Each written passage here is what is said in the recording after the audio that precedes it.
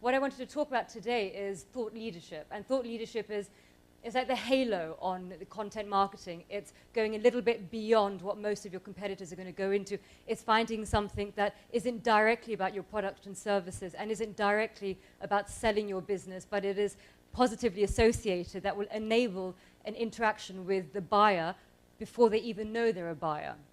So you take two brothers, Italian, Mario and Luigi. They're both 30. They're twins. And they both own Italian pizzerias in Battersea High Street. So they're in competition, they hate each other's guts, and they basically have exactly the same pizzerias in Battersea High Street, and Mario has come to a PR agency and says, well, how can I be different? How can I be unique when I've got my own brother serving the same food on the same street? And so he needs to find something that is relevant to his business, but interesting enough for the press. So the first thing we do is we analyze all of the press. We analyze to see what stories are running, and it's very simple. You just go to Google News, you type in pizza, you type in Italian, you type in Italian food, you type in small food entrepreneur, and then you start seeing traction in certain news stories that are running and that are being consistently run in top 10 newspapers. By looking at, we come across something called the slow food movement. The first thing we would advise Mario to do is to walk the talk.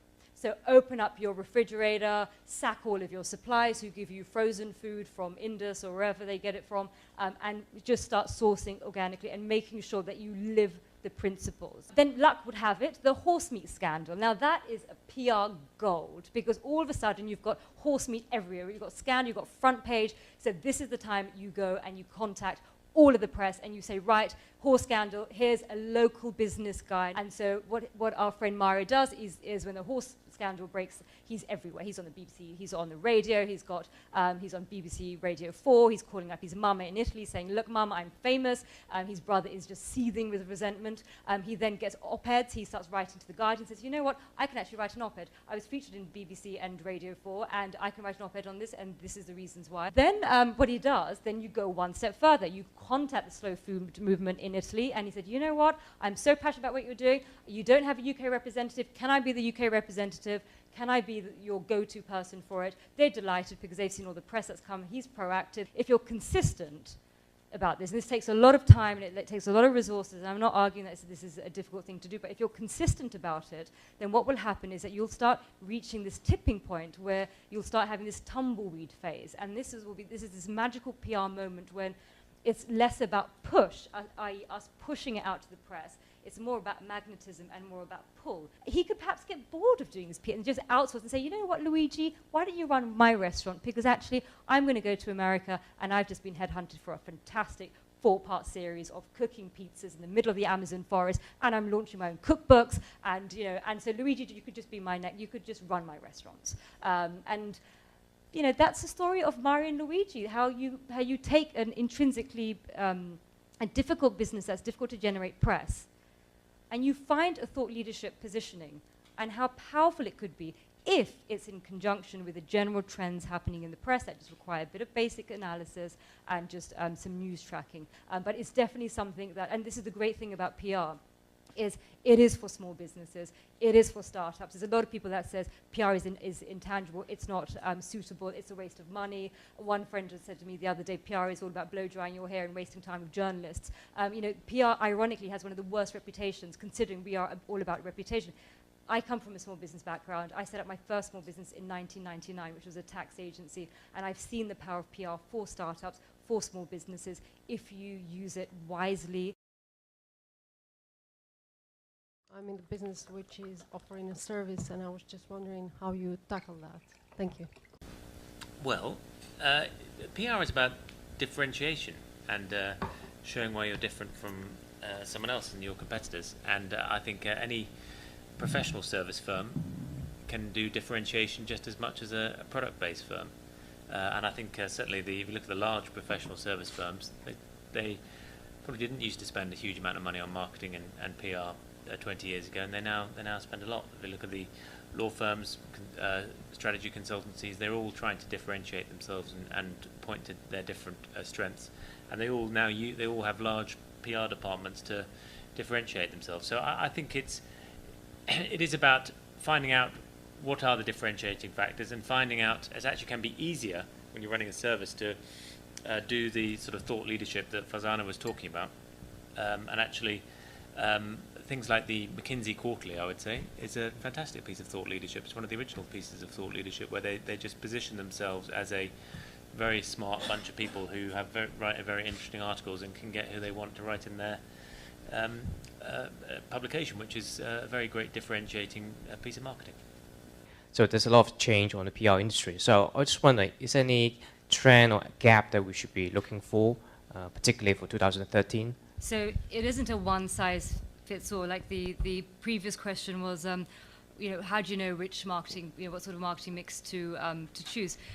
Everything is very individual, and there's no getting away from the actual hard work of sitting down and thinking about your own business, about what the marketing assets are of your business. So, for instance, if you have very interesting clients or projects, then it's a good idea to go for awards and award submissions, which are very time-consuming. If you are a very good speaker, go for the speaker opportunities. If there's something very inherently newsworthy, spend on media relations. If your target audience is very social media savvy, then you should be focusing. And each different marketing platform should have its own messages. So you're not going to get a 10 steps to marketing genius. You have to actually do the hard work and sit and think about your own business and think about what your assets are and think about your audience, because there's no shortcuts to it. And I think you can't skip the research and the intelligence and the formulating strategy part that is bespoke to you as an individual, as a business, and in your market. You can't go straight to execution. So you're not going to find an easy 10 steps. And if you've got dozens of marketing books that tells you 10 steps, but actually each and every client that walks through agency doors is individual, and a good agency creates bespoke programs, not cookie cutter programs, because that is a waste of everybody's time. I think the nature of what PR companies is selling is changing, in that I think we used to be selling connections, and we were selling, there's someone with a product or a problem that they needed to communicate about, and then there were the journalists who used to write about it, and then there were the PR companies in the middle who sort of could introduce one to the other, and they made their sell because they went out drinking with a journalist and they knew them, and they came around for dinner and they knew them, and they knew who to introduce people to. And they made that happen, and they made the connections, and they may have helped to advise the client about exactly what to say to the journalist, but really it was about an introduction. And I think that model of PR is going and dying and doesn't really exist, and I don't think we're selling connections anymore. I think we're doing something more interesting, actually, and better for the liver, which is actually helping the clients work out what their message is, and actually creating our own content. If you look at news journalism, is in real trouble. It's not a great profession to go into. It's many fewer of them. People are owning their own content. People are communicating directly with the audiences they want to communicate to. The media is one declining channel of many other channels, and what communications professionals are doing is more like what journalists used to be doing, which is crafting the story, creating the content, and helping clients with interesting things to say them in an effective way, and through largely digital channels. Now everything we do is about digital communication, really. It's not really about, I know this bloke on the Daily Mail or on the Guardian. So that's a fundamental change in the industry. If I can just follow up on what Tim was saying, it is true that PR agencies now are trying to create the story for the journalist and create a spin, and that's something that I personally didn't like. So when I went to see a PR agency for myself, one of the things they told me is take one of the biggest entrepreneurs that you know, like a Richard Branson, and criticize him, and we'll get you in the press. And I looked at them and I was like, who the hell am I to criticize a Richard Branson or anyone like that? And straight away kind of blocked. And now, same story, there was one of the Wire staff tried to steal one of the guys in my team, which is a massive, like if you go into PR, they're an accelerator, they're supposed to help startups, and they're actually trying to steal your staff.